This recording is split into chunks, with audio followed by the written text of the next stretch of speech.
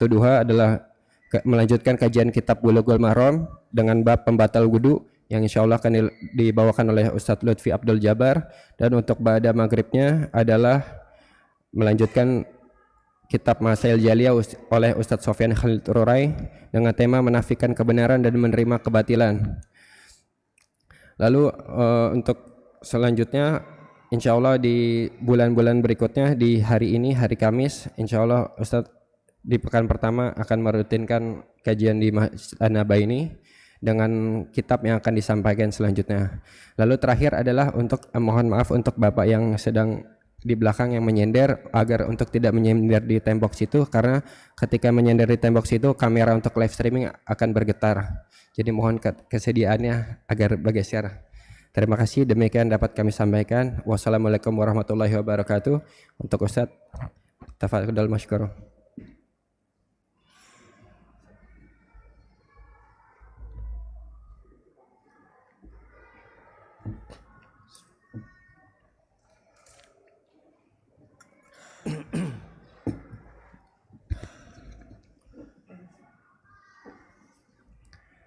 Bismillahirrahmanirrahim. Assalamualaikum warahmatullahi wabarakatuh. Alhamdulillahi rabbil alamin. Wassalatu wassalamu ala ashrafil anbiya'i wa sayyidil mursalin, Nabiyyina Muhammadin wa ala alihi wa sahbihi wa man tabi'ahum bi ihsanin ila yaumiddin.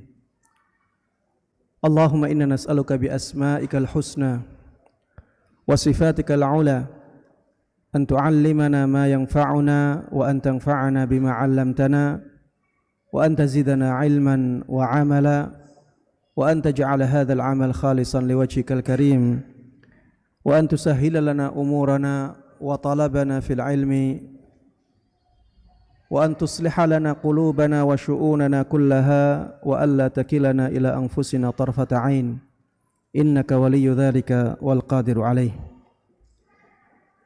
Jamaah sekalian, kaum muslimin dan kaum muslimat rahimana wa rahimakumullah. Alhamdulillah, segala puji hanya bagi Allah Subhanahu wa taala yang telah memberikan kenikmatan-kenikmatannya kepada kita semuanya. Alhamdulillah, Allah mudahkan kita untuk bertemu di dalam masjid ini untuk mengkaji salah satu dari syariat-syariat Allah Subhanahu wa taala. Ini merupakan nikmat yang sangat besar ketika Allah masih memberikan semangat kepada kita untuk hadir di kajian-kajian ilmiah di saat banyak dari manusia, banyak dari hamba Allah Subhanahu wa taala yang sudah terlena dengan dunia, tidak punya semangat sama sekali untuk menuntut ilmu agama. Maka jamaah sekalian rahimana wa rahimakumullah, syukurilah nikmat yang sangat besar ini. Dengan menghadiri kajian ilmiah, kita akan semakin tahu tentang nikmat Allah yang paling besar. Nikmat apa jamaah? Nikmat Islam.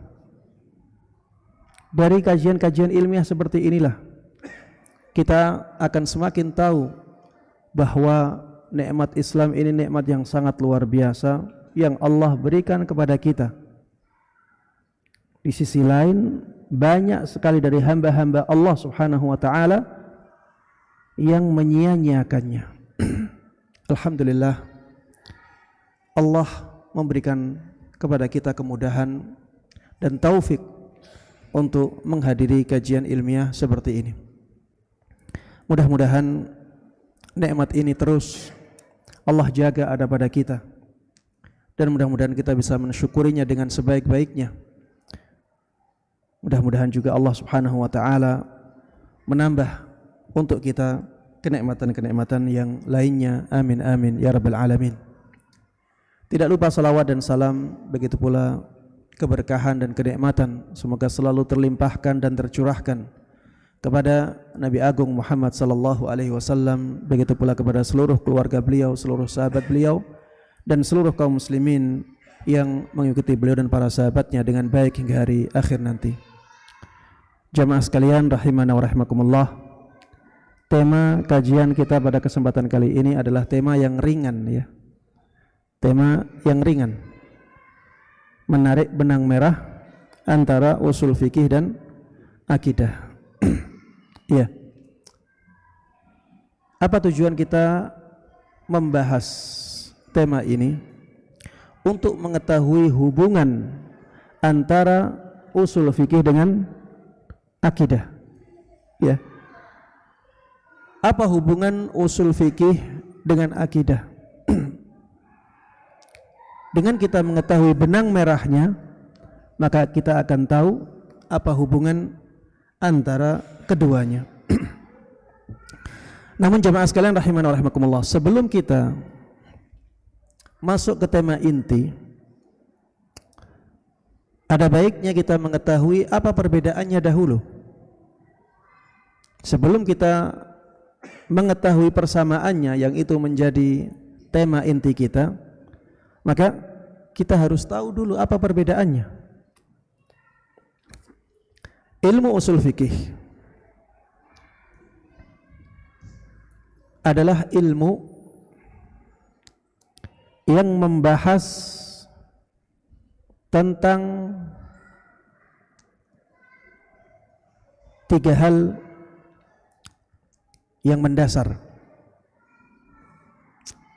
Yang pertama yang dibahas di usul fikih yang paling mendasar ya, dalil-dalil yang mu'tabar dalam syariat. Apa jemaah? Dalil-dalil yang mu'tabar dalam syariat dibahas di usul fikih ya. Yang kedua, bagaimana mengambil manfaat dari dalil-dalil yang mu'tabar itu. Kalau kita sudah tahu bahwa Al-Quran itu hujjah, bahwa Al-Quran itu dalil yang mu'tabar, bagaimana kita mengambil manfaat dari Al-Quran? Kalau kita sudah tahu bahwa hadis Nabi Muhammad SAW adalah dalil yang mu'tabar, bagaimana kita mengambil manfaat dari hadis Nabi itu yang jumlahnya sangat banyak? Kalau kita tahu bahwa ijma itu hujjah, dalil yang mu'tabar, bagaimana kita mengambil manfaat dari ijma ini? Dan begitu seterusnya. Yang ketiga yang dibahas dalam usul fikih adalah kriteria orang yang mengambil manfaat dari dalil yang mu'tabar itu. Kriteria orang yang mengambil manfaat dari dalil-dalil yang mu'tabar itu, ya, kriteria seorang mujtahid itu bagaimana? Ini pembahasan inti dalam ilmu usul fikih. Inilah tiga pembahasan yang paling mendasar yang dibahas di ilmu usul fikih. Apa tadi jemaah? Masih ingat? Yang pertama apa? Dalil-dalil yang mu'tabar dalam syariat. Yang kedua, bagaimana mengambil manfaat dari dalil-dalil yang mu'tabar itu. Yang ketiga, kriteria orang yang mengambil manfaat dari dalil-dalil tersebut. Inilah usul fikih. Nanti dibahas masalah-masalah atau bab-bab yang menjadi pelengkap dari tiga ini. Ada bab tarjih, menguatkan satu dalil, melemahkan dalil yang lainnya. Ya. Nanti ada bab taklid. Ya. Siapakah orang yang berhak untuk bertaklid? Boleh bertaklid siapa? Ini sebagai pelengkap bab al-ijtihad, yaitu kriteria orang yang berhak untuk mengambil manfaat dari dalil-dalil tersebut. Dan ada pembahasan tentang hukum syariat dalam ilmu usul fikih. Ini hanya sebagai pelengkap ya, hanya sebagai pelengkap saja. Intinya itu tiga pembahasan tadi. Taib. Ini hakikat dari ilmu usul fikih, ilmu yang membahas tentang dalil-dalil yang mu'tabar dalam syariat. Dalil apa saja itu? Kemudian bagaimana kita mengambil manfaat dari dalil-dalil yang mu'tabar itu? Kemudian siapakah orang yang berhak mengambil manfaat dari dalil-dalil itu? Ini pembahasan inti dalam ilmu usul fikih. Baik, kita beralih ke akidah. Apa yang dimaksud dengan akidah? Selama ini kita banyak membahas tentang akidah, banyak menyebut tentang akidah. Akidah itu apa? Ada yang tahu jemaah? Apa itu akidah? Hah? Ikatan, ini secara bahasa. Secara istilah apa? Ilmu yang mempelajari tentang pengesaan Allah. Ini tauhid. Apakah akidah itu tauhid? Ataukah tauhid itu bagian dari akidah? Tauhid bagian dari akidah. Taib, ada yang tahu lagi? Siapa? Apa yang dimaksud dengan akidah jemaah? Akidah adalah perkara yang diyakini dengan keyakinan yang tidak menyisakan keraguan sama sekali. Perkara-perkara yang diyakini dengan keyakinan yang tidak menyisakan keraguan sama sekali, itulah akidah. Ini akidah secara umum jamaah.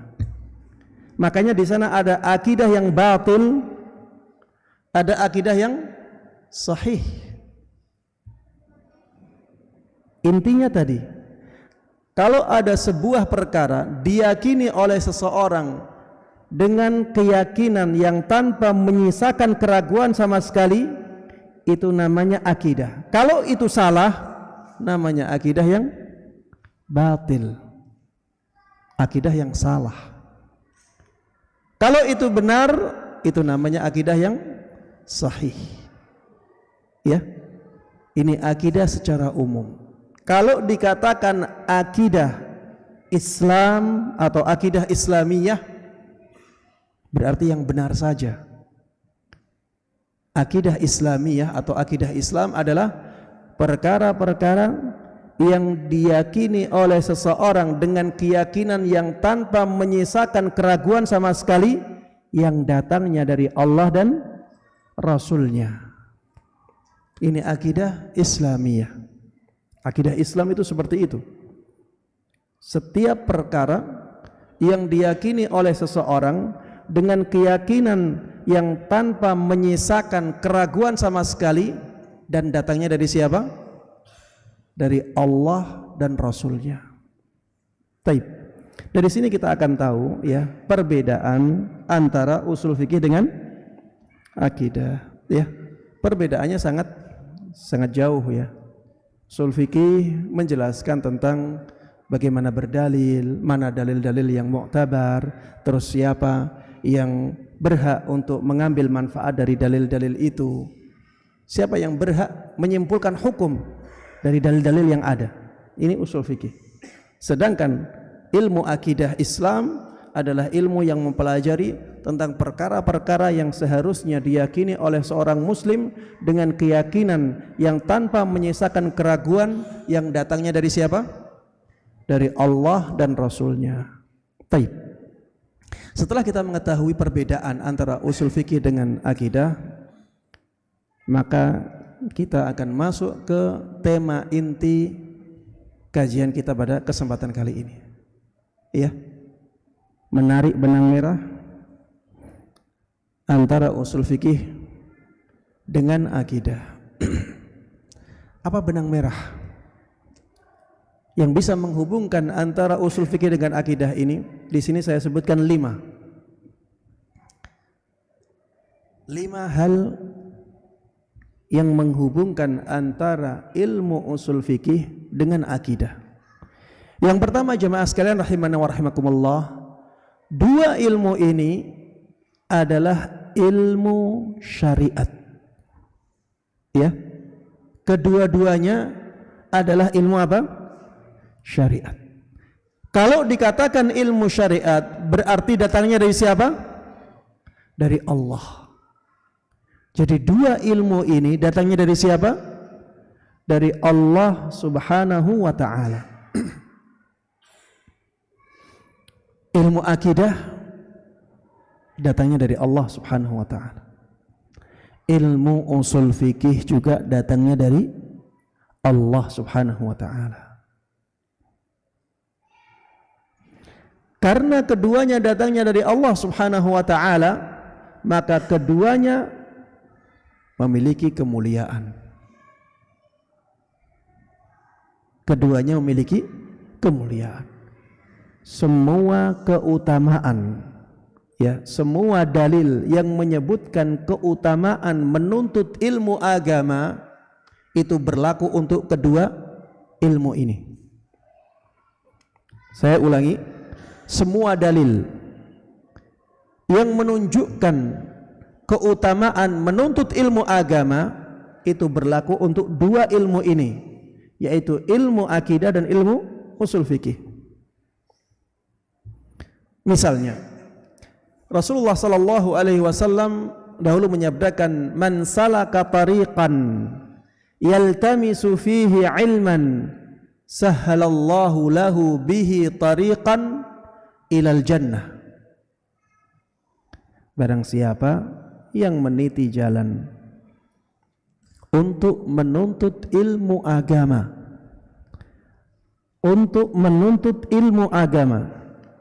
maka Allah mudahkan untuknya jalan menuju surga. Hadis ini berlaku untuk ilmu akidah. Benar ini? Berlaku untuk ilmu akidah, karena ilmu akidah adalah ilmu agama, ilmu syariat. Begitu pula berlaku untuk ilmu usul fikih, karena ilmu usul fikih adalah ilmu agama. Ilmu usul fikih ilmu syariat, datangnya dari Allah. Wa inna talibal ilm yastaghfiru lahu man fis samawati wa man fil ardi hatta al-hitan fil ma'.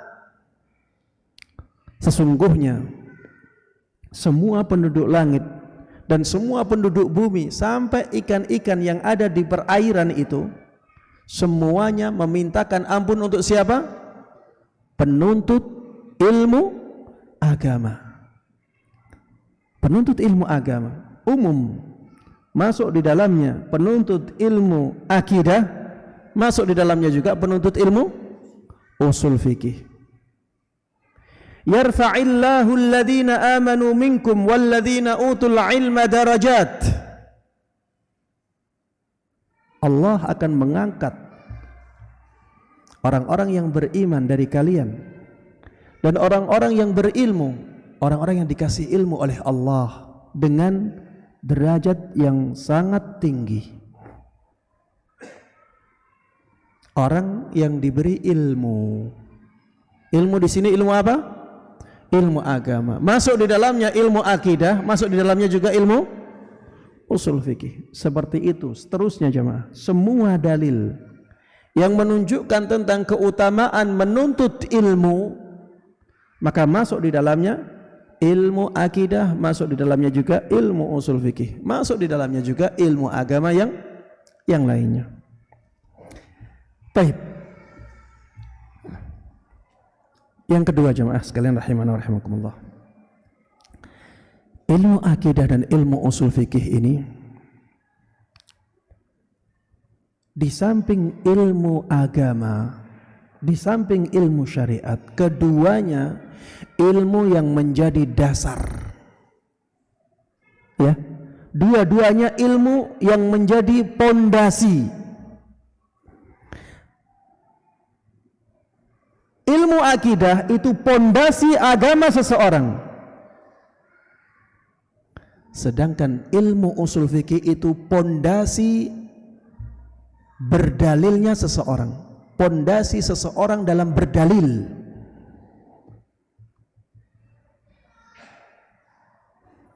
Dua-duanya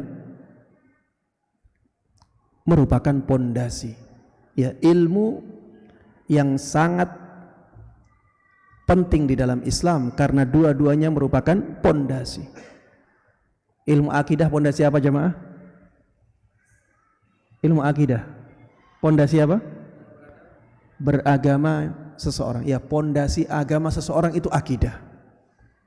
Kalau akidahnya rusak, maka yang lainnya akan rusak. Kalau tidak berakidah ahlus sunnah wal jamaah, diancam neraka oleh Allah subhanahu wa ta'ala. Kata Rasulullah sallallahu alaihi wasallam, umat Islam ini akan terpecah-pecah menjadi berapa?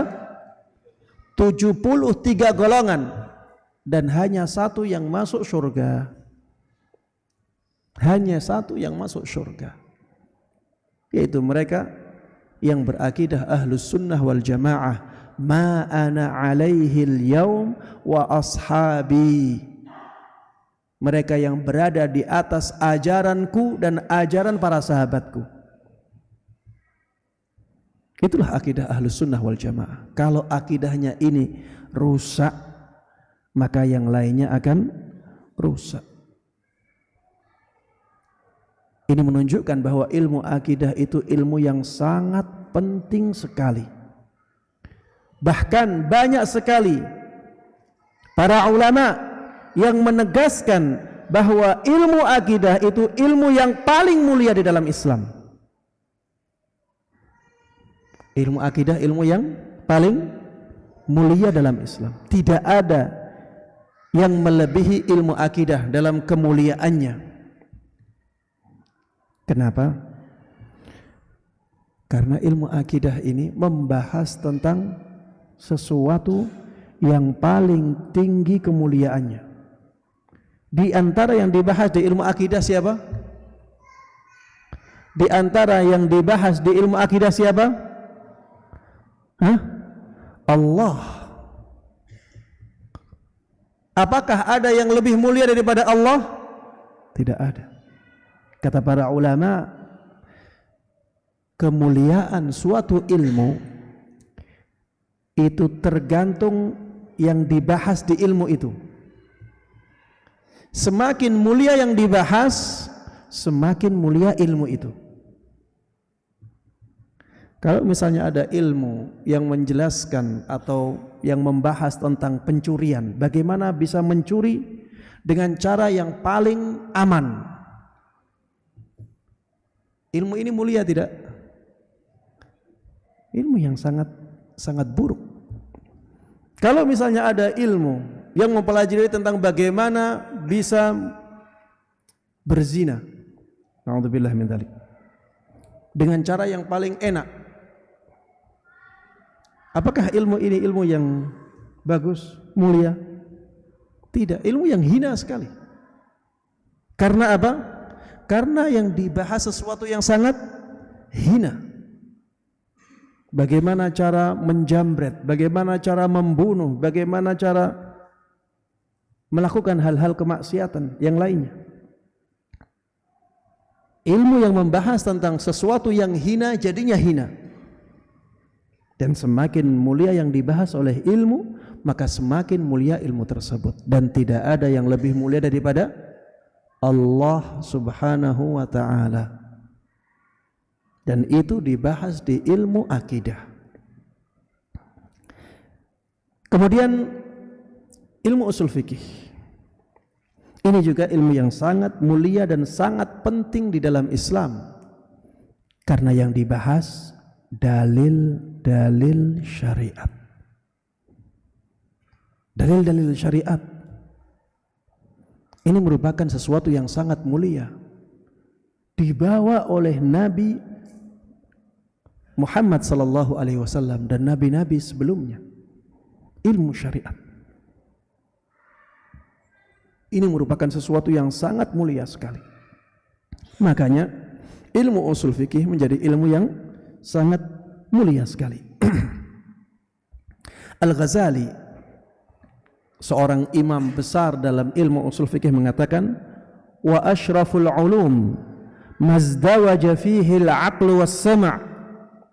Di antara ilmu yang paling mulia adalah ilmu yang menggabungkan antara akal dan wahyu.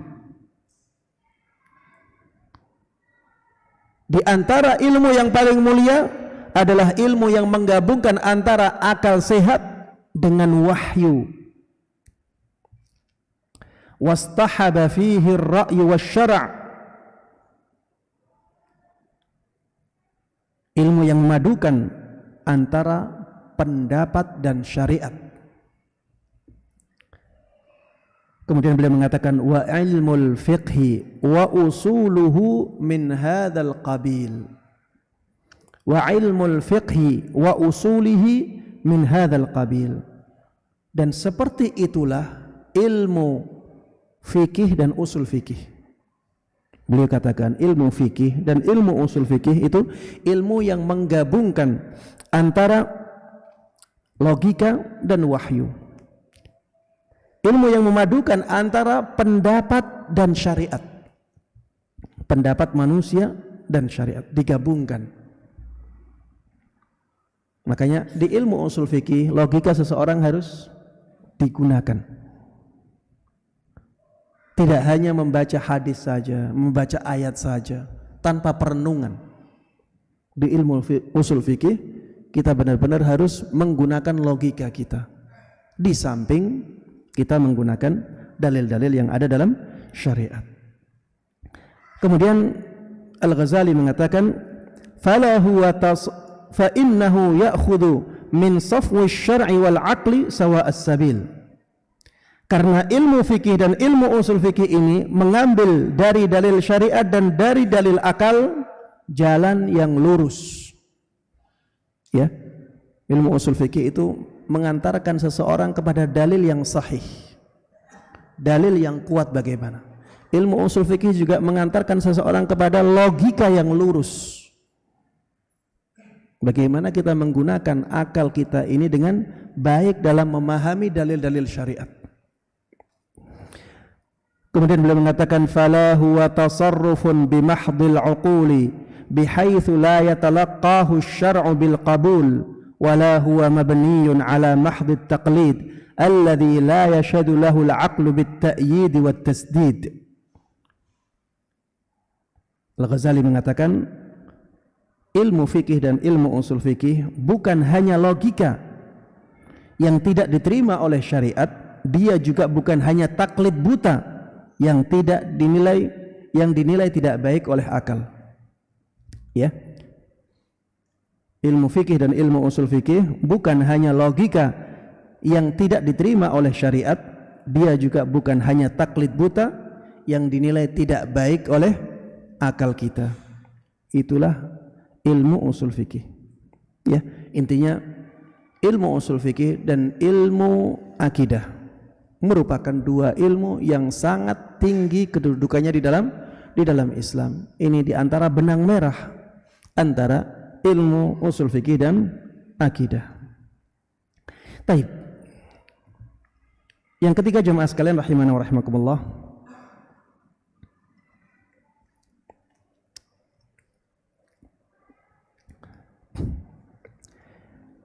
ilmu usul fikih dan ilmu akidah itu saling menguatkan, saling melengkapi karena datangnya dari Allah Subhanahu wa taala. Ilmu usul fikih dan akidah itu saling menguatkan, saling melengkapi. Ilmu usul fikih tanpa akidah yang benar bisa menjadi alat pembenaran pemahaman yang menyimpang. Ilmu usul fikih tanpa akidah yang benar bisa menjadi alat pembenaran pemahaman yang menyimpang. Ini bahaya. Kalau ada orang ilmu usul fikihnya canggih tapi akidahnya tidak lurus, kita akan kesulitan untuk menjawab syubhat-syubhat yang dia sampaikan. Dan ini bahaya. Ya. Begitu pula sebaliknya. Akidah yang benar tanpa usul fikih yang kuat akan menjadikan seseorang lemah dalam menguatkan akidahnya yang benar. Tapi ini lebih ringan. Soalnya akidahnya sudah benar. Hanya saja dia kurang bisa menguatkan. Kalau ditanya dalilnya apa? Apa yang menjadikan keyakinanmu tentang ini lebih kuat daripada keyakinan orang lain tentang hal yang sama tapi berbeda? Orang yang akidahnya sudah benar tapi tidak punya cara berdalil yang kuat, maka dia akan sulit menguatkan akidahnya ketika ada syubhat-syubhat. Makanya penting juga ilmu usul fikih. Cara berdalil itu penting untuk kita ketahui untuk menguatkan akidah kita yang benar. Ya. Untuk menguatkan akidah kita yang benar. Untuk menjawab syubhat-syubhat dari akidah-akidah yang menyimpang. Ya. Ini sangat penting sekali. Jamaah sekalian rahimana wa rahimakumullah. Yang keempat, benang merah antara ilmu usul fikih dengan akidah. Ilmu usul fikih, akidah menjadi salah satu sumber ilmu usul fikih. Akidah itu menjadi salah satu sumber ilmu usul fikih. Jadi ilmu usul fikih itu banyak diambil dari ilmu akidah.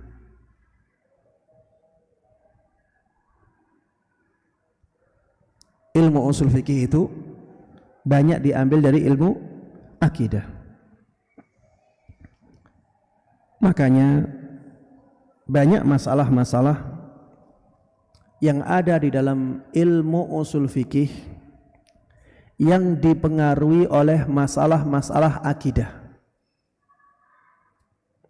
Saya ulangi, banyak masalah-masalah dalam ilmu usul fikih yang dipengaruhi oleh masalah-masalah dalam akidah.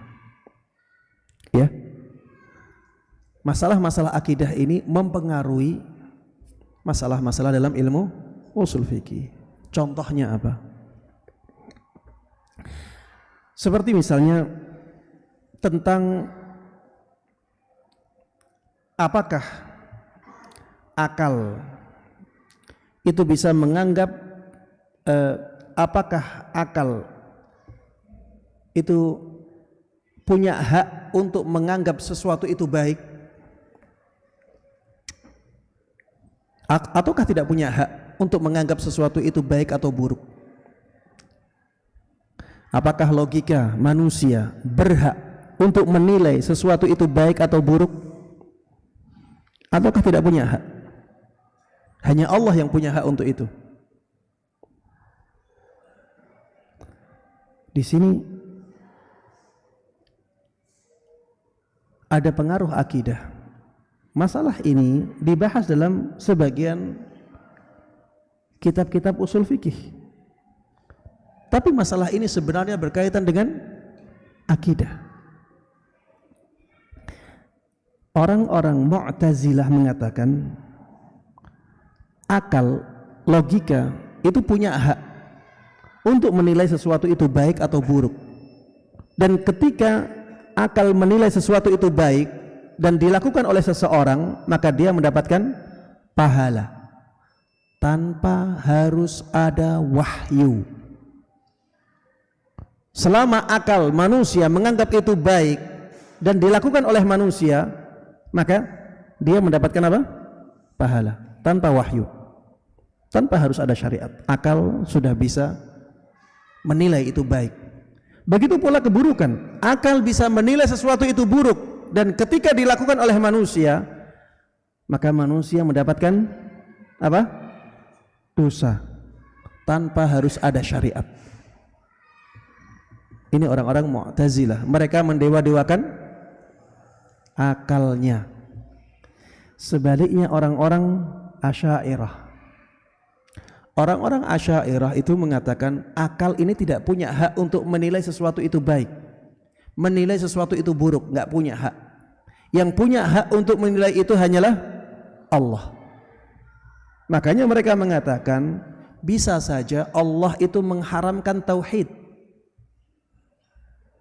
Bisa saja. Menurut mereka seperti itu. Kalau tauhid itu diharamkan oleh Allah, jadinya tauhid itu apa? Buruk.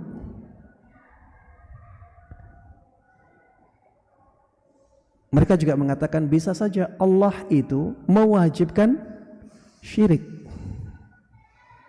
Karena akal kita ini hanya mengikut kepada wahyu saja.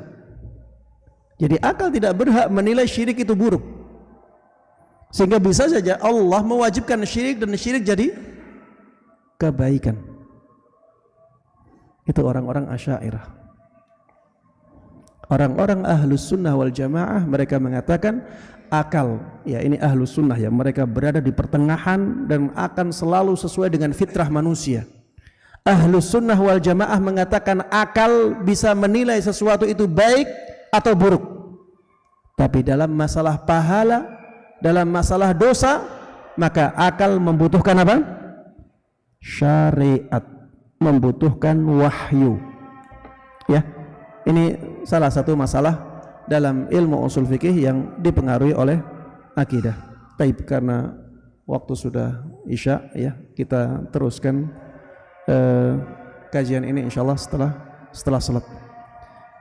Barakallahu fikum. Wallahu ta'ala alam wa sallallahu wa sallama wa baraka ala nabiyyina Muhammadin wa ala alihi wa sahbihi wa man tabi'ahum bi ihsanin ila yaumiddin walhamdulillahi rabbil alamin. Assalamualaikum warahmatullahi wabarakatuh. Allahu akbar, Allahu akbar, Allahu akbar,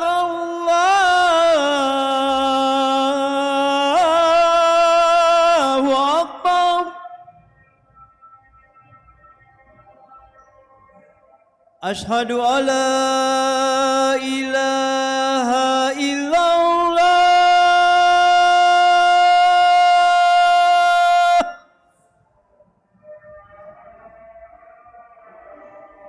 Ashhadu an la ilaha illallah.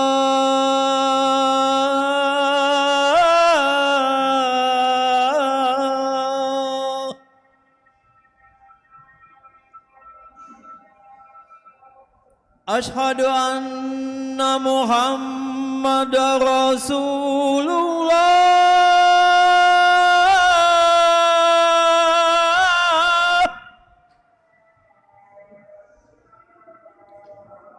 Ashhadu anna Muhammadar Rasulullah.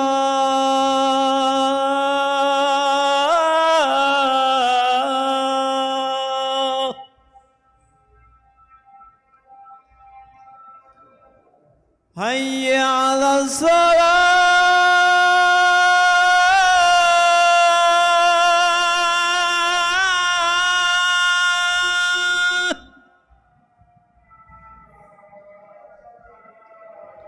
Hayya 'ala shalah.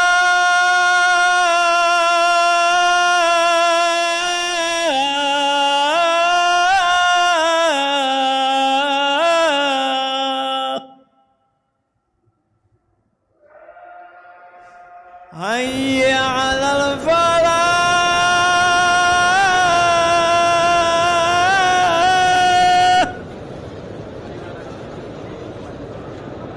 Hayya 'alal falah.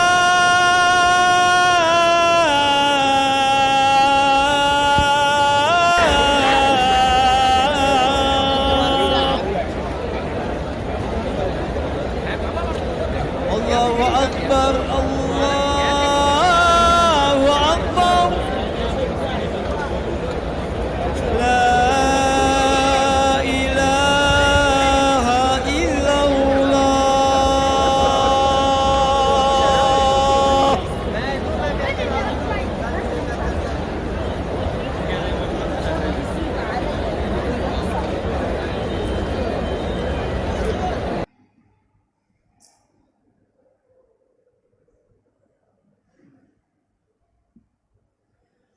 Allahu akbar, Allahu akbar. Ashhadu an la ilaha illallah. Ashhadu anna Muhammadar Rasulullah.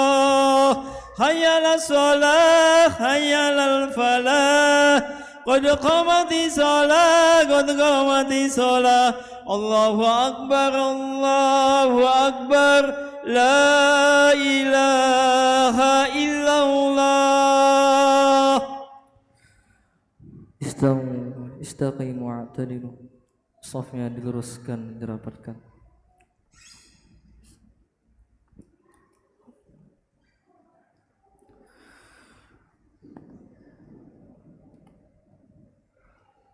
Allahu Akbar.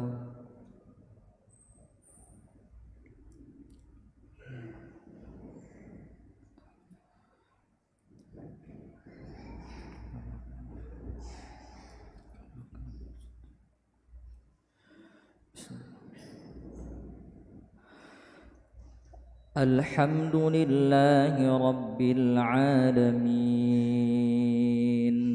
Ar-Rahmanir Rahim Maliki Yawmiddin Iyyaka na'budu wa iyyaka nasta'in Ihdinas siratal mustaqim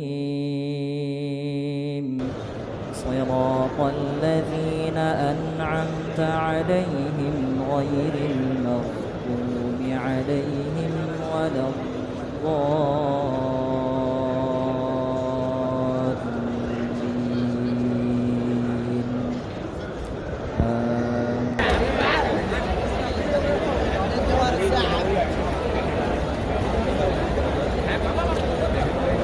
قال الله يا عيسى ابن مريم أأنت قلت للناس اتخذوني وأمي إلهين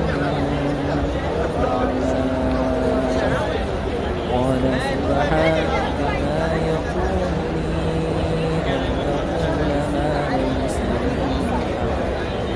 إن كنت قلته فقد علمته تعلم ما في نفسي ولا أعلم ما في نفسك إنك أنت علام الغيوب ما قلت لهم إلا ما أمرتني به أن اعبدوا الله ربي وربكم وكنت عليهم شهيدا ما دمت فيهم فلما توفيتني كنت أنت الرقيب عليهم وأنت على كل شيء شهيد.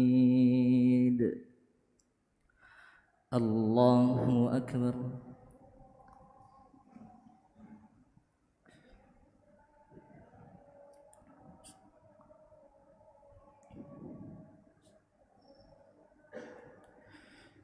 سمع الله لمن حمده.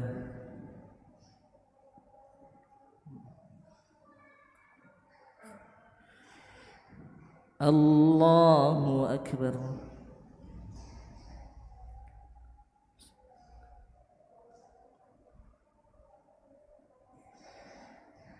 الله أكبر.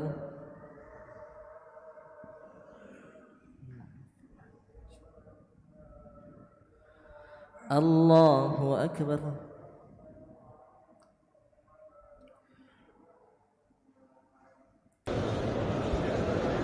الله الحمد لله رب العالمين الرحمن الرحيم مالك يوم إياك نعبد وإياك نستعين اهدنا الصراط المستقيم صراط الذين أنعمت عليهم غير المغضوب عليهم ولا الضالين.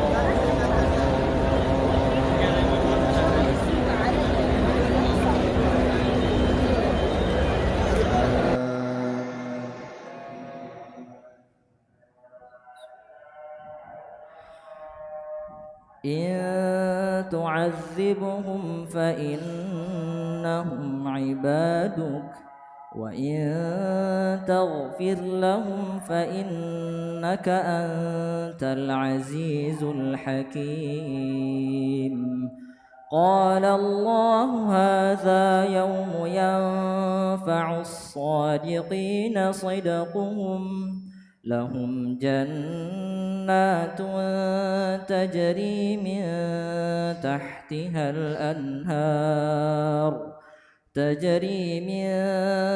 تحتها الأنهار خالدين فيها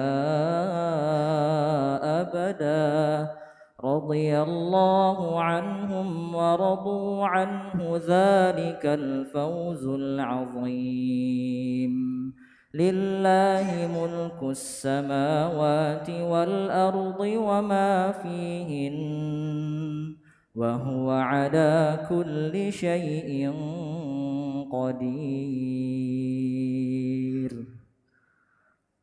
الله أكبر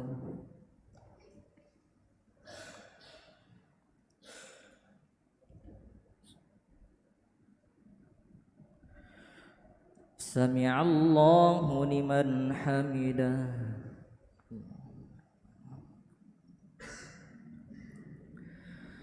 الله أكبر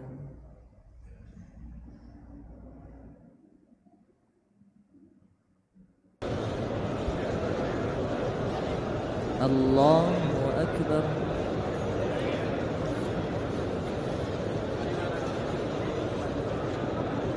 الله أكبر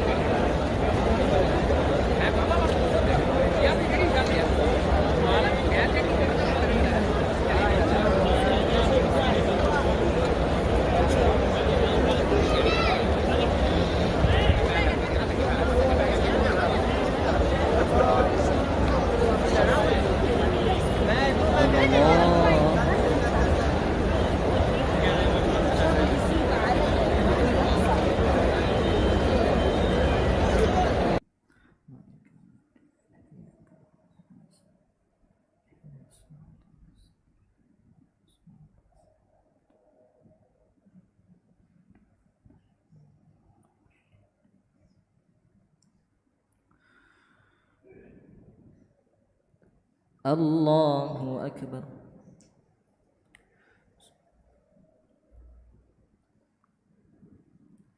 سمع الله لمن حمده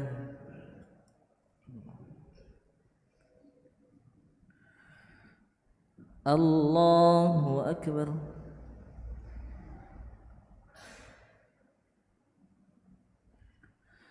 الله أكبر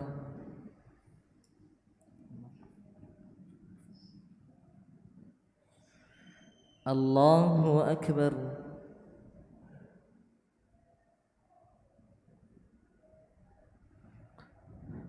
الله أكبر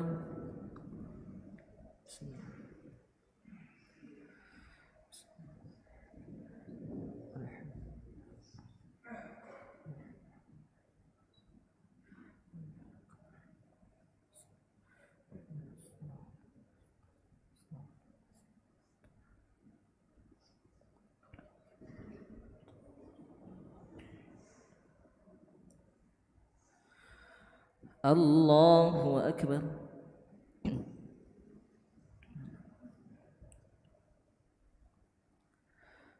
سمع الله لمن حمده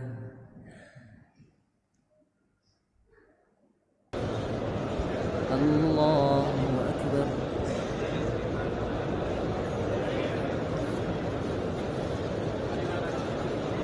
الله أكبر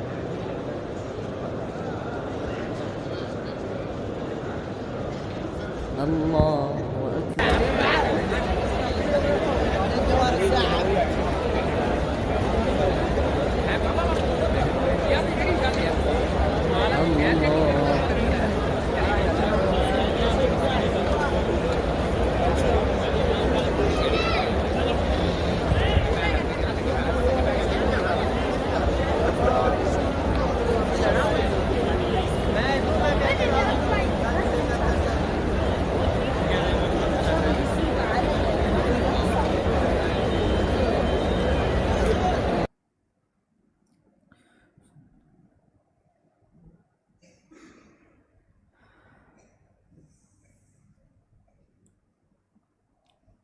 السلام عليكم ورحمة الله.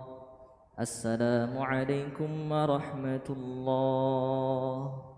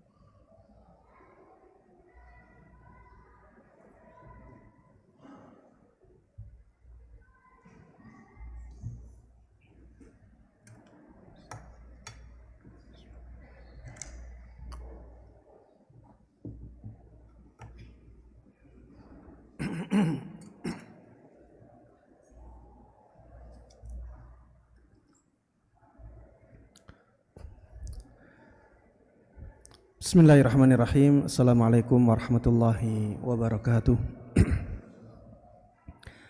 Alhamdulillahirabbil alamin. Assalatu wassalamu ala asyrafil anbiya'i wa sayyidil mursalin nabiyina Muhammadin wa ala alihi wa sahbihi wa man tabi'ahum bi ihsanin ila yaumiddin. Jemaah sekalian, kaum muslimin dan kaum muslimat rahimana wa rahimakumullah. Alhamdulillah, pada sesi yang pertama tadi kita sudah membahas tentang masalah-masalah yang berkaitan dengan tema kita, yaitu menarik benang merah antara usul fikih dengan akidah. Dan sebelum kita melanjutkan materi kita, ya ada baiknya kita ulang lagi ya dari awal. Tadi masalah yang pertama tentang perbedaan antara ilmu usul fikih dengan ilmu fikih. Apa perbedaannya jamaah? Siapa yang bisa menjawab? Ilmu usul fikih itu apa? Ilmu yang membahas tentang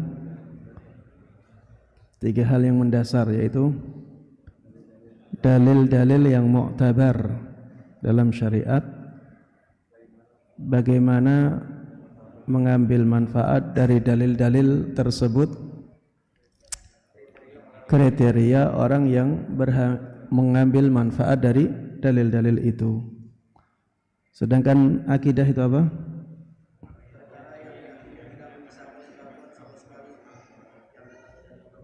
Yang datangnya dari Allah dan Rasulnya. Taib. Kemudian setelah itu kita sudah menyebutkan ada empat hal yang menjadi penghubung antara ilmu akidah dengan ilmu usul fikih. Yang pertama apa tadi? Dua-duanya merupakan ilmu syariat, ya, yang datangnya dari Allah Subhanahu wa taala. Yang kedua apa? Kedua-duanya merupakan ilmu yang menjadi pondasi. Ilmu akidah itu pondasi apa? Pondasi agama seseorang. Ilmu usul fikih pondasi apa? Pondasi dalam berdalil, ya. Jadi dua-duanya merupakan pondasi. Maka ini ilmu yang sangat penting untuk kita pelajari. Kemudian yang ketiga apa? Iya. Ilmu usul fikih dan ilmu akidah itu dua ilmu yang saling melengkapi. Makanya kalau ada orang pandai ilmu usul fikih tapi akidahnya rusak, maka dia bisa menggunakan ilmu usul fikihnya untuk pembenaran terhadap akidah rusaknya. Sebaliknya, ketika seseorang akidahnya sudah benar tapi kurang dalam ilmu usul fikih, dia akan sulit menguatkan kebenaran akidahnya ketika ada syubhat-syubhat yang menyerang dia. Maka kalau seseorang bisa mendalami akidah dan mendalami ilmu usul fikih, maka akidahnya akan menjadi sangat kuat dan ilmu usul fikihnya akan menjadi sangat bermanfaat ya, untuk menguatkan akidahnya. Yang keempat apa? Iya, akidah atau ilmu akidah merupakan salah satu sumber dari ilmu usul fikih. Makanya banyak masalah-masalah yang dibahas di usul fikih sebenarnya adalah masalah akidah. Tadi saya sampaikan tentang masalah tahsin dan takbih akliyan, ya. Apakah akal kita punya hak untuk menganggap sesuatu itu baik atau sesuatu itu buruk? Apakah akal punya hak untuk itu?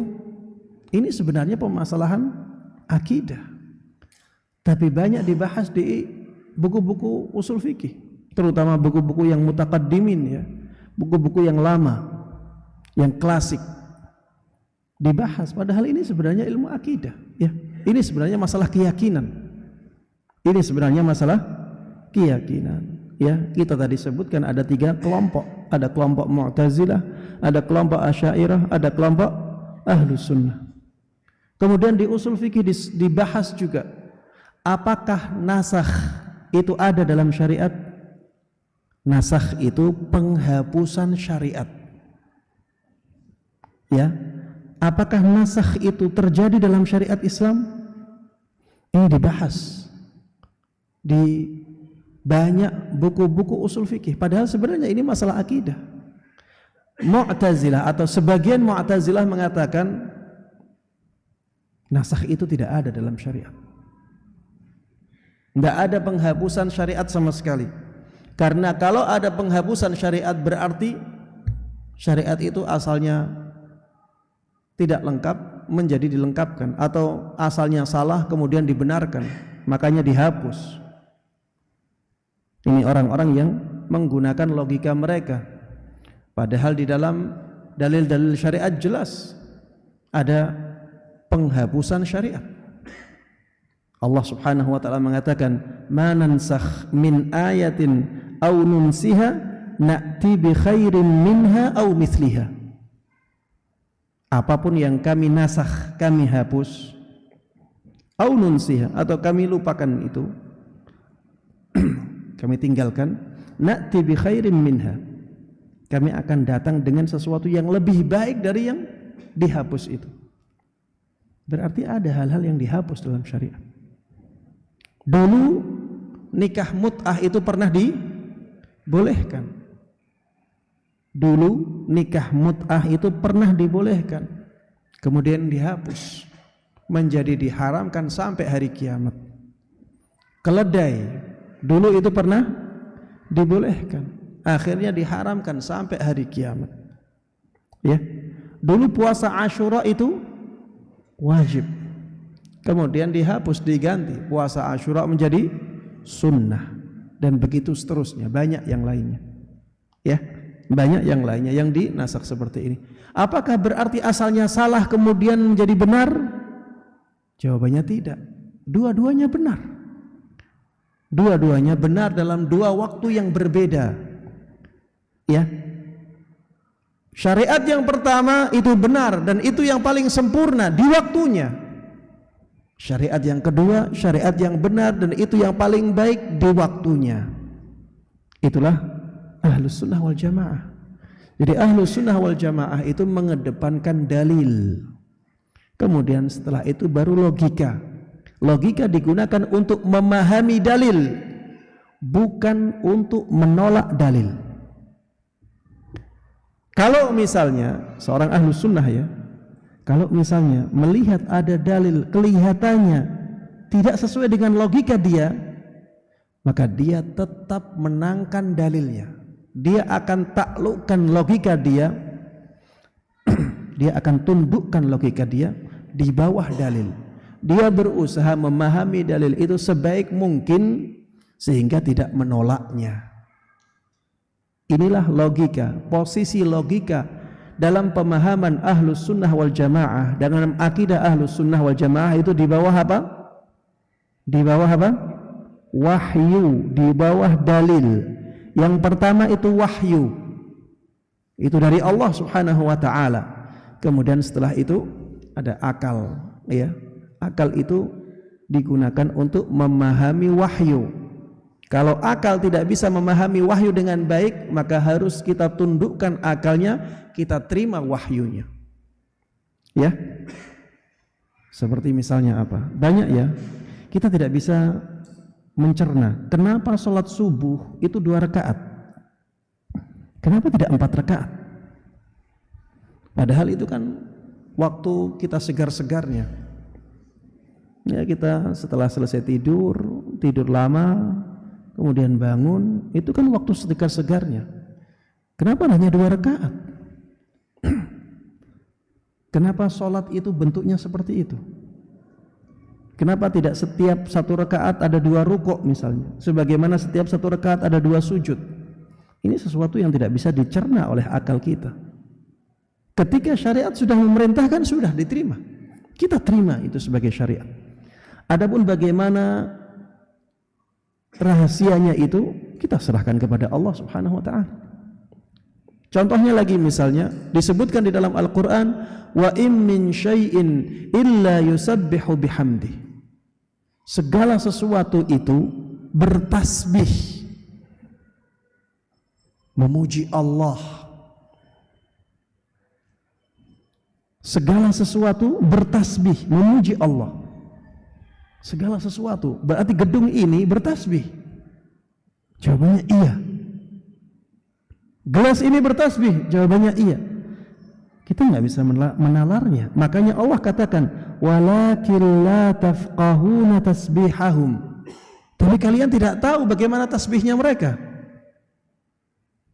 Di sini kita harus yakini bahwa segala sesuatu bertasbih. Akal kita tidak sampai tidak bisa mengetahui bagaimana tasbihnya.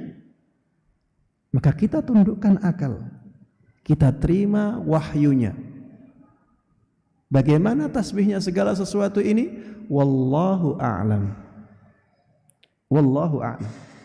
Itulah akal dalam pemahaman atau dalam akidah Ahlus Sunnah wal Jamaah.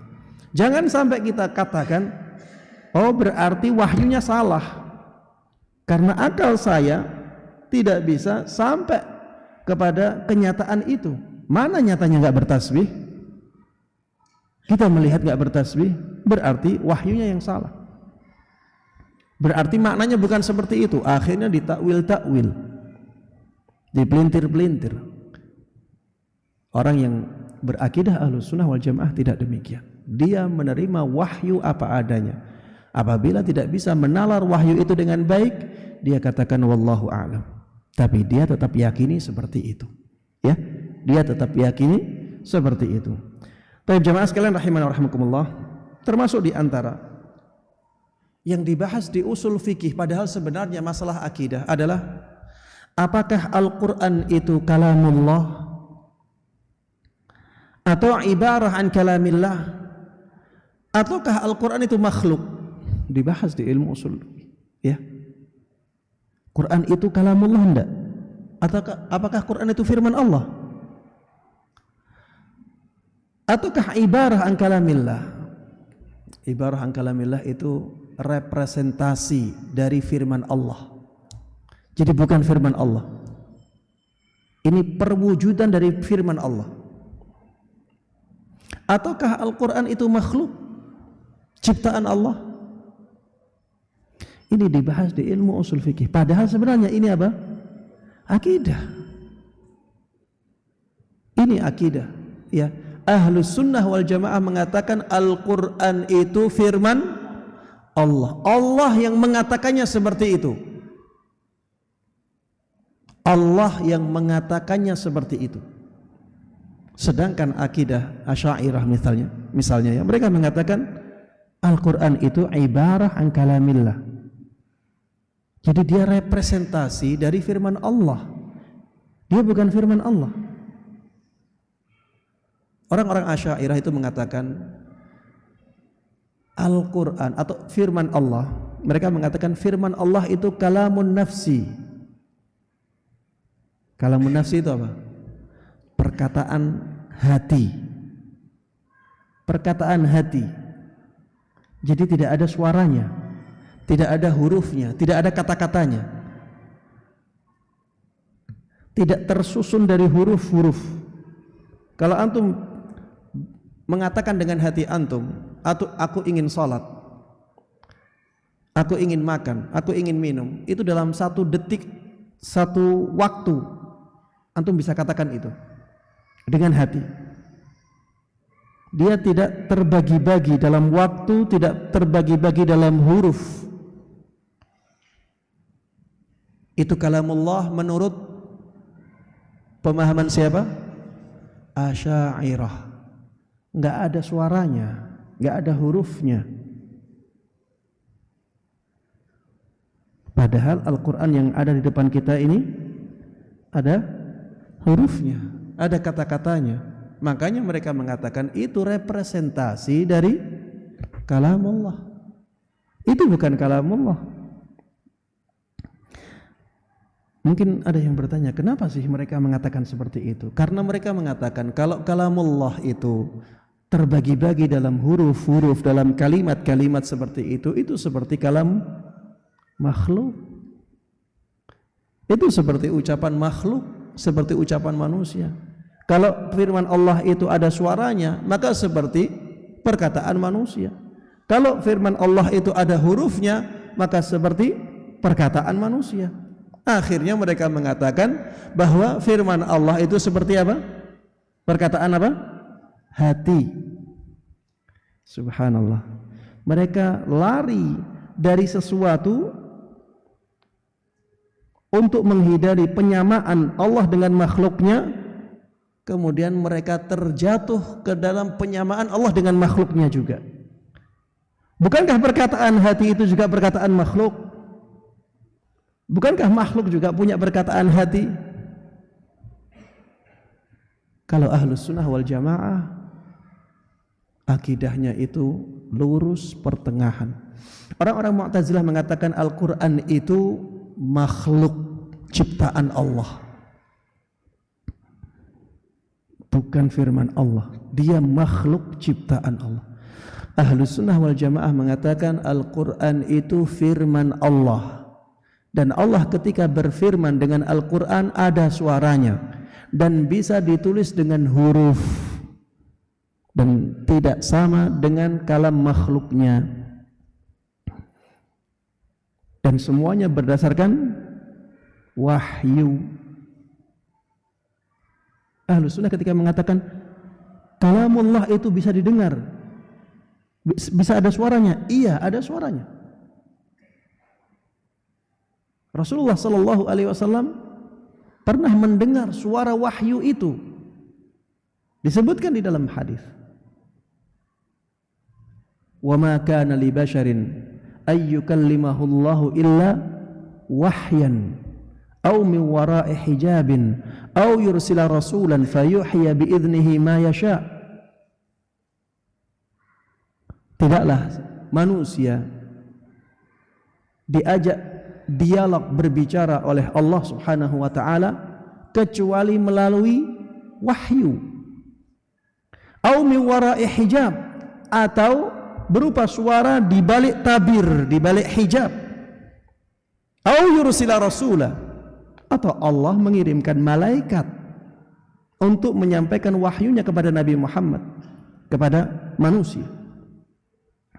Ini cara Allah Subhanahu wa taala menyampaikan wahyunya. Ada yang langsung. Jadi Rasulullah sallallahu alaihi wasallam mendengar wahyu Allah langsung. Ada yang ada hijabnya. Ketika Rasulullah sallallahu alaihi wasallam menerima apa? Syariat salat. Jadi Rasulullah mendengar wahyu Allah itu. Sebagaimana Nabi Musa mendengar wahyu Allah, wa kallamallahu Musa taklima. Allah benar-benar mengajak Nabi Musa untuk berbicara. Jadi ada suara dari Allah Subhanahu wa taala. Firman Allah itu ada suaranya. Firman Allah bisa ditulis dengan huruf. Watturi wa kitabin mastur. Demi kitab yang ditulis dalam baris-baris. Jadi bisa ditulis firman Allah Subhanahu wa taala. Qul law kana al-bahru midadan li kalimati rabbih lanafida al-bahru qabla an tanfada kalimatih. Qabla an tanfada kalimatih walau ji'na bimithlihi madada. Seandainya lautan itu dijadikan sebagai tinta, maka tinta itu akan habis sebelum kalimat-kalimat Allah habis. Saking banyaknya kalimat-kalimat Allah. Walau ji'na bimithlihi madada, walaupun lautan-lautan yang lain didatangkan lagi. Jadi kalau semua lautan di bumi ini dijadikan sebagai tinta untuk menulis kalimat-kalimat Allah, maka lautan semuanya ini akan habis sebelum selesai menulis kalimat-kalimat Allah. Berarti kalimat Allah itu bisa ditulis tidak? Bisa. Itulah ahlus sunnah, berdasarkan dalil, tidak hanya memutar otak saja kemudian lepas kontrol. Dalilnya mengatakan A, logika dia mengatakan B, tapi tetap diikuti. Maka yang seperti ini jelas ya salah ya. Kita harus memposisikan akal kita di bawah wahyu, karena akal kita itu punya banyak keterbatasan, sebagaimana badan kita punya banyak keterbatasan, sebagaimana mata kita punya keterbatasan, akal kita juga demikian. Berbeda dengan wahyu Allah Subhanahu wa taala yang merupakan kebenaran yang hakiki. Kalau antara wahyu dengan akal bisa serasi, maka alhamdulillah. Kalau tidak bisa serasi, maka kita dahulukan wahyu Allah Subhanahu wa taala. Jemaah sekalian rahimana rahimakumullah, ya masih banyak masalah-masalah dalam ilmu usul fikih yang sebenarnya itu adalah masalah akidah. Kemudian yang kelima jemaah, yang terakhir, benang merah antara ilmu usul fikih dengan akidah adalah adanya banyak penulis kitab usul fikih yang juga menulis kitab akidah. Artinya apa? Banyak ahli usul fikih yang juga ahli akidah. Walaupun akidahnya menyimpang ya, tapi ulama-ulama di zaman dahulu kalau dia ahli usul fikih, biasanya dia juga ahli akidah.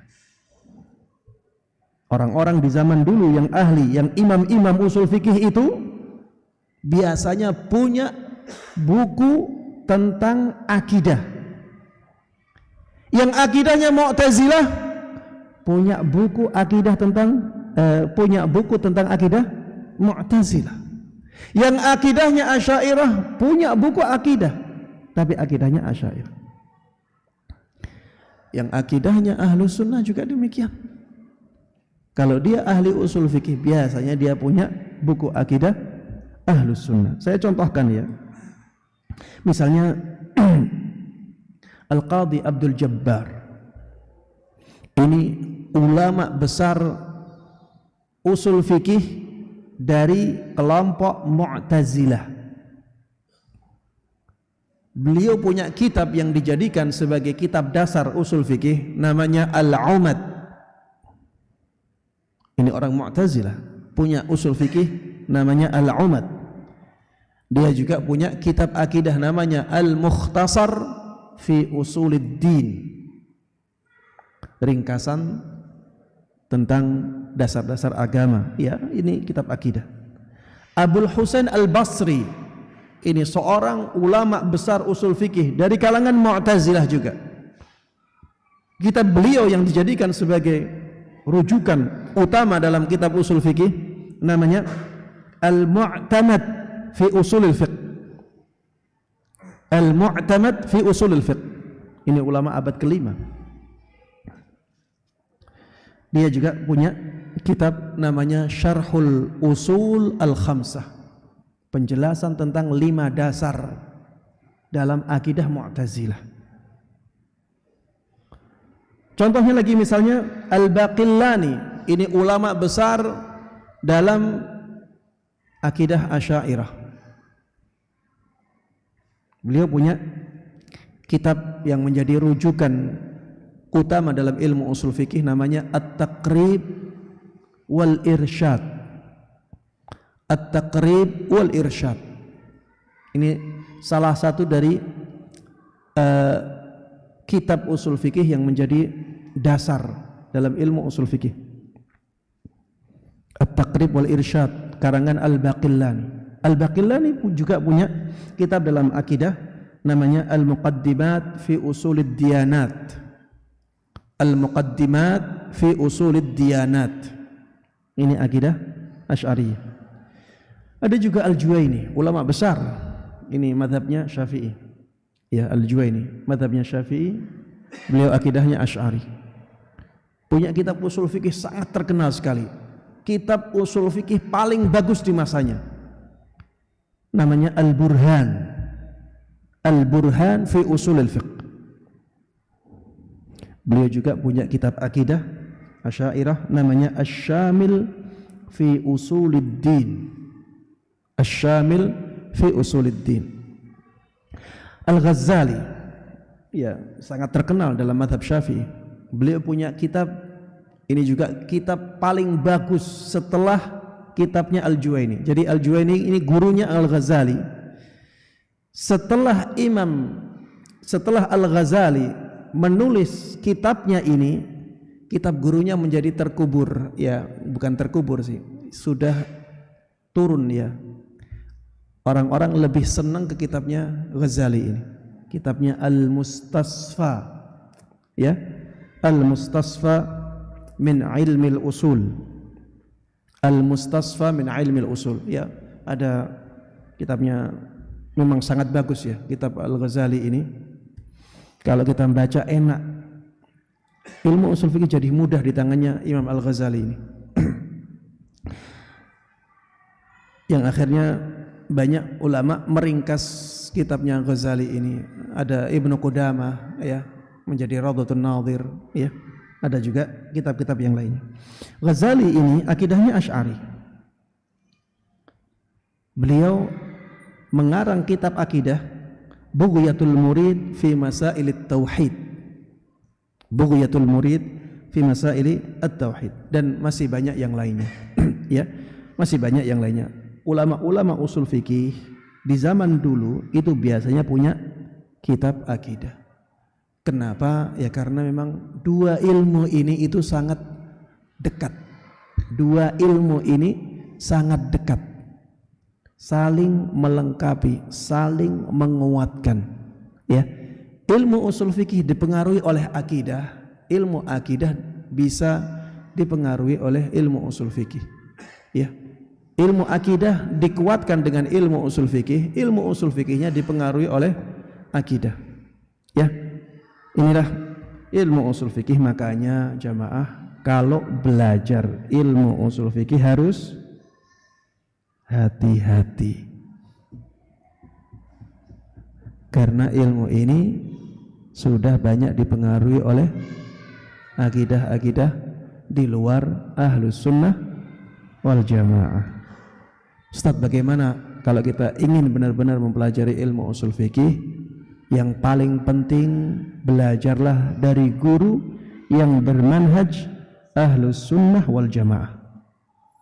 Belajarlah dari guru yang bermanhaj Ahlus Sunnah wal Jamaah dan ahli dalam ilmu usul. Jangan hanya dia bermanhaj Ahlus Sunnah tapi kurang mengetahui ilmu usul fikih, nanti juga penjelasannya kurang tepat. Ya, jadi carilah guru yang dia ahli usul fikih dan dia bermanhaj Ahlus Sunnah wal Jamaah. Kitab apapun yang kita kaji, kalau gurunya sudah seperti ini, maka kita aman. Kitab apapun yang kita kaji, kalau gurunya sudah mumpuni ilmu usul fikihnya dan bermanhaj Ahlus Sunnah wal Jamaah, maka sudah aman insya Allah, karena dia tahu mana masalah-masalah yang dipengaruhi oleh akidah, ya, sehingga dia bisa menjelaskan ini masalah ini dipengaruhi oleh akidah. Akidah ini mengatakan demikian, akidah itu mengatakan demikian. Yang benar adalah akidah Ahlus Sunnah wal Jamaah, akidahnya seperti ini.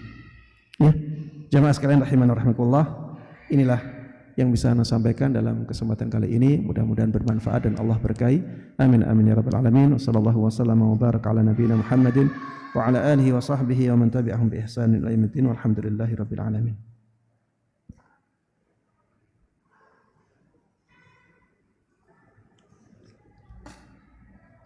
Baik. Pertanyaan yang pertama, Assalamualaikum warahmatullahi wabarakatuh. Waalaikumsalam warahmatullahi wabarakatuh. Ustaz mau bertanya, bagaimana cara memahami dua atau lebih dalil yang seakan-akan bertentangan? Contoh, dalil tidak ada penyakit menular dan dalil lari dari penyakit seperti lari dari singa. Iya, jemaah sekalian rahimana rahimakumullah, di dalam ilmu usul fikih itu ada pembahasan tentang bagaimana mengompromikan dalil. Ada pembahasan juga bagaimana mentarjih. Mentarjih itu menguatkan salah satu dalil. Jadi dalam ilmu usul fikih disebutkan ya, kaedah kita ketika ada dua dalil yang saling bertentangan, ketika ada dua dalil yang terlihat bertentangan, maka jumhurul ulama, ini selain mazhab Hanafi ya, jumhur mazhab Maliki, Syafi'i dan Hambali, langkah yang pertama diambil adalah langkah mengompromikan dalil. Dua dalil ini harus kita kompromikan. Kalau tidak bisa dikompromikan, Ustaz. Kalau benar-benar tidak bisa dikompromikan, langkah yang kedua adalah mengambil langkah nasakh. Berarti salah satu dalil ada yang dihapus. Yang satu untuk masa lalu, yang satu untuk masa setelahnya. Ini nasakh. Kalau ini pun tidak bisa, karena nasakh ini harus tahu kapan mana dalil yang terakhir. Kalau kita mengatakan ini mansukh, berarti kita mengatakan bahwa itu dalil yang lebih dulu dan yang menggantinya dalil yang lebih akhir. Kadang-kadang kita tidak tahu mana dalil yang lebih akhir. Maka tahap yang ketiga adalah tahap tarjih, meninggalkan salah satu dalil. Yang dianggap lemah ditinggalkan, yang dianggap lebih kuat itu yang diambil. Kadang-kadang ini juga tidak bisa, Ustadz. Dua-duanya kelihatan kuat semua. Maka langkah yang keempat adalah tawakuf, abstain. Abstain itu maksudnya tidak bisa menilai. Sudah, berarti jahil dia. Dia tidak punya ilmu tentang itu. Dia seperti orang awam. Ya, ini tahapan yang disebutkan oleh mayoritas ulama. Dua dalil yang bertentangan yang ditanyakan di sini, ini masih bisa dikompromikan. Di antara cara mengkompromikannya adalah dengan membawa setiap dalil pada keadaan yang berbeda. Membawa setiap dalil kepada keadaan yang berbeda, sehingga dua dalil tersebut tidak bertentangan. Misalnya di sini dikatakan bahwa tidak ada penyakit yang menular. Ini kita bawa kepada kepercayaannya orang-orang jahiliyah. Sedangkan larilah engkau dari firra minal majdhumi firaraka minal asad.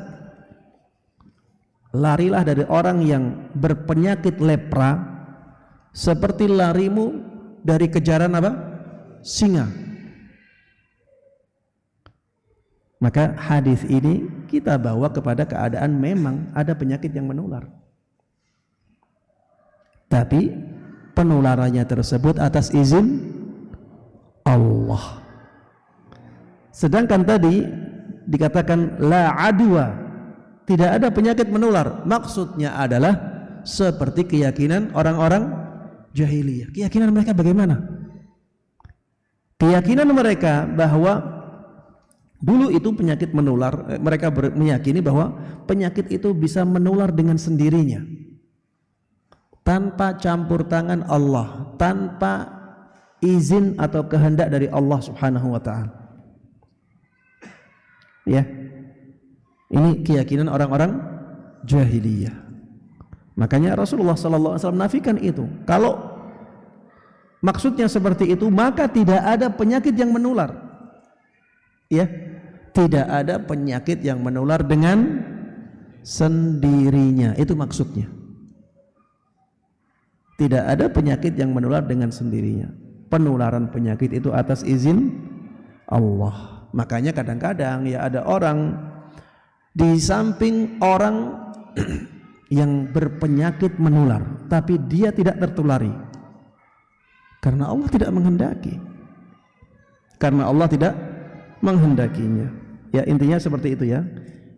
Dua dalil itu masih bisa dikompromikan, dan ini sebagaimana disebutkan oleh para ulama. Para ulama banyak yang memilih cara pengompromian seperti ini. Maksud dari hadis la adwa, tidak ada penyakit menular, adalah seperti keyakinan orang-orang jahiliyah di zaman dahulu yang mereka meyakini bahwa penularan penyakit itu bisa terjadi tanpa izin dari Allah Subhanahu wa taala, bisa terjadi dengan sendirinya.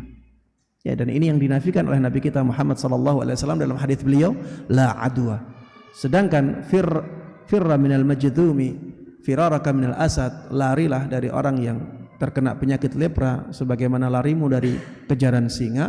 Maksudnya adalah memang ada penyakit menular, ya. Maka kita harus berusaha untuk menjauhi orang-orang yang berpenyakit menular, tapi penularan itu tidak lepas dari kehendak Allah Subhanahu wa taala atau izin Allah Subhanahu wa taala.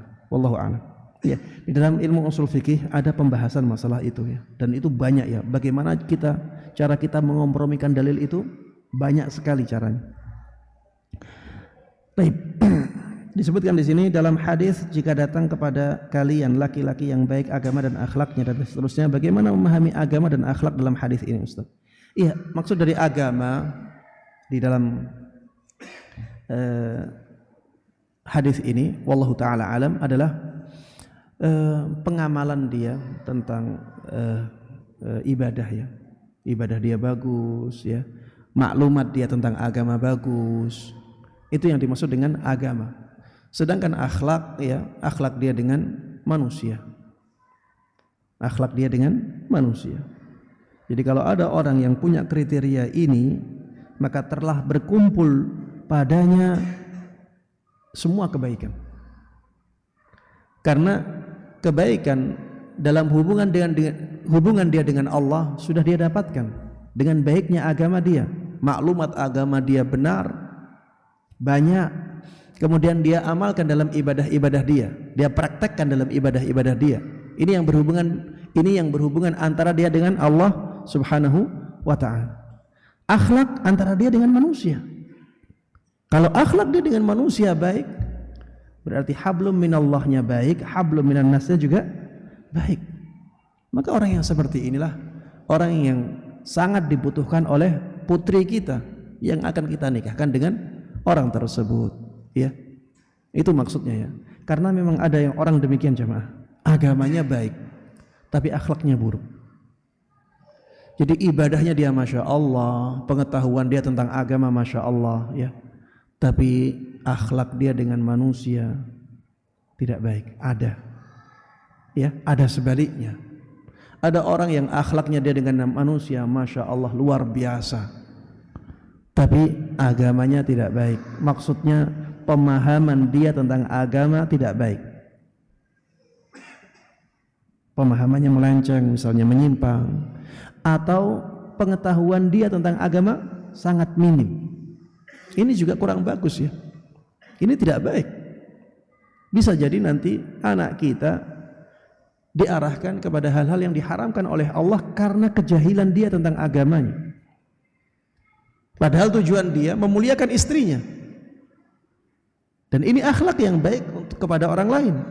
Dia ingin memuliakan istrinya, tapi dimuliakan dengan sesuatu yang dimurkai oleh Allah karena kejahilan dia dalam agamanya. Ini juga malah sangat membahayakan sekali. Bisa menjerumuskan anak kita ke neraka. Ya. Makanya pilih menantu yang punya dua kriteria ini, ya. Pengetahuan tentang agamanya baik, ibadahnya baik, dan akhlaknya dia dengan manusia baik. Wallahu a'lam.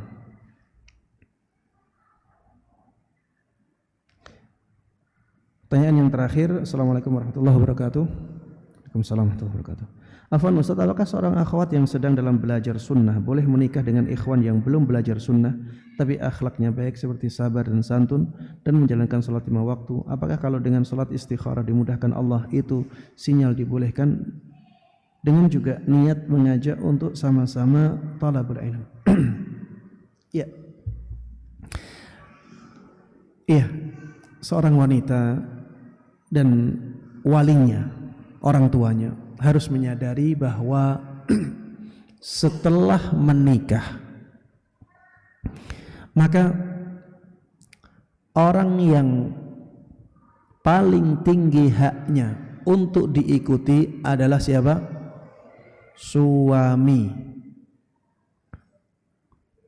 Wali nikah, misalnya orang tua harus tahu ini, bapak ibunya harus menyadari ini.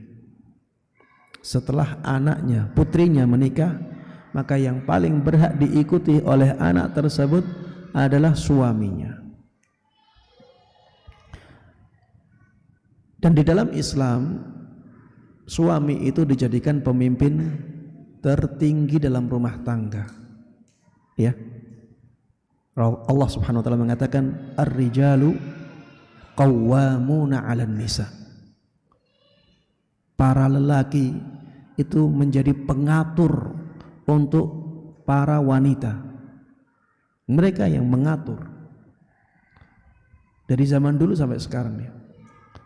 Laki-laki itu yang mengatur perempuan. Maka sadarilah hal ini. Dan Islam memberikan hak untuk mengatur keluarga kepada kaum laki-laki. Walaupun dia bodoh, walaupun dia jahil. Islam sudah menetapkan demikian. Makanya berhati-hatilah dalam melangkah ya. Kalau misalnya ini di sini disebutkan ya orangnya santun, akhlaknya baik, menjaga salat 5 waktunya. Ini suatu keunggulan ya, ini suatu kebaikan. Cuma dia belum belajar sunnah. Dia belum belajar sunnah. Kita tanya di sini, apakah yang dimaksud dengan belum belajar sunnah itu masih awam? Ataukah dia belum belajar sunnah tapi sifatnya dia suka mengajak orang-orang untuk melakukan hal-hal yang tidak dituntunkan oleh Nabi kita Muhammad sallallahu alaihi wasallam. Dia pelopor. Dia selalu mengajak orang lain untuk melakukan hal yang tidak disyariatkan. Kalau yang dimaksud adalah dia awam, ya, dan insya Allah bisa diajak untuk ngaji sunnah, maka insya Allah tidak ada masalah. Ya. Tidak ada masalah. Yang penting istikharahnya kuat. Istikharahnya kuat. Jadi sebelum menikah banyak istikharah. Kalau ternyata dimudahkan oleh Allah berarti itu yang lebih baik.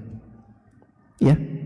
Di dalam doa istikharah, Allahumma inni astakhiruka bi'ilmik wa astaqdiruka biqudratik wa as'aluka min fadlikal azim fa innaka taqdiru wa la aqdiru wa ta'lamu wa la a'lamu wa anta 'allamul ghuyub. Allahumma in kunta ta'lam anna hadzal amr khairan li fi dini wa ma'ashi wa akibati amri. Ya Allah, apabila Engkau tahu bahwa perkara ini baik untuk agamaku, untuk kehidupanku dan untuk akhiratku, faqdurhu li, takdirkan dia untukku, wa yassirhu li, mudahkan dia untukku, thumma barik li fi, kemudian berkahi itu untukku. Wa in kunta ta'lam anna hadzal amr syarrun li fi dini wa ma'ashi wa akibati amri fasrifhu anni wasrifni anhu waqdur li al khair haitsu kan thumma raddini bih. Apabila engkau tahu ya Allah bahwa perkara ini buruk untukku, maka jauhkan dia dariku, jauhkan aku darinya. Kemudian takdirkan kebaikan untukku apapun itu, dan jadikan aku orang yang rela terhadap takdir itu. Subhanallah, ya, doa yang sangat luar biasa dan telah diajarkan oleh Nabi kita Muhammad sallallahu alaihi wasallam. Dengan banyak sekali berdoa dengan doa ini, dengan istikharah, maka ketika itu dimudahkan oleh Allah, insya Allah itu yang terbaik, ya. Walaupun belum ngaji sunnah, ya. Kenapa saya katakan demikian jamaah? Ya, karena kadang-kadang kita tidak tahu apa yang ada di hadapan kita. Kelihatannya tidak baik padahal sebenarnya luar biasa. Wallahu ya'lamu wa antum La ta'lamun. Allah yang lebih tahu, sedangkan kalian tidak tahu. Makanya ya, banyak musyawarah dan banyak istikharah.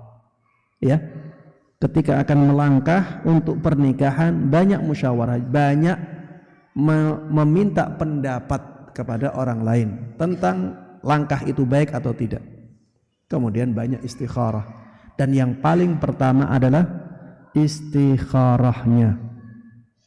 Yang paling kita andalkan adalah istikharahnya. Kalau istikharahnya baik, insya Allah itu merupakan sesuatu yang baik. Demikian yang bisa saya sampaikan, mudah-mudahan bermanfaat dan mudah-mudahan Allah Subhanahu wa taala memberikan taufiknya kepada kita semuanya untuk bisa mengamalkan semua ilmu yang sampai kepada kita dan menyebarkannya kepada orang lain dengan baik dan mudah. Amin amin ya rabbal alamin. Sallallahu wasallam wa baraka ala nabiyyina Muhammadin wa ala alihi wa sahbihi wa man tabi'ahum bi ihsan ila yaumiddin. Subhanakallahumma wa bihamdika asyhadu an la ilaha illa anta astaghfiruka wa atubu ilaik. Assalamualaikum warahmatullahi wabarakatuh.